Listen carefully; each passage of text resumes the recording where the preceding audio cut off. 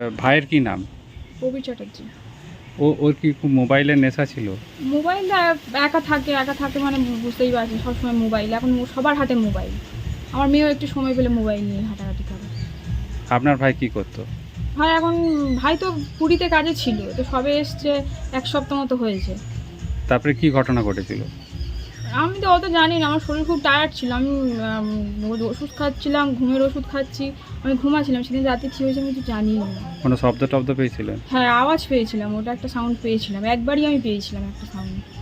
তারপরে police arrest করে নিয়ে গেছে নাকি? না, এখানে আমি জানি না। আমি আমি বলছি না, আমি ওষুধ খাচ্ছি, আমার ঘুমিয়েছিলাম আমি জানিই না।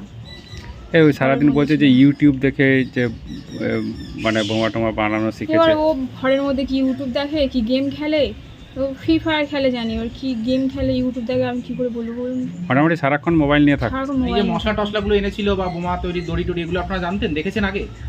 না, কোনোদিন দেখিনি। ও ঘরে কাউকে ঢুকতেই দেয় না। ওটাই আমার ভাইয়ের ঘর। ওর ঘরে ও থাকতো, আমি আমার ঘরে থাকতো। ও ঢুকতেই দেয় না কাউকে ঘরে। কারোর সাথে মিশেও না, কথাও বলে না। আমি তো ওর সাথে কথাই বলি না। আপনার নাম? আমার নাম ঝর্ণা চ্যাটার্জি।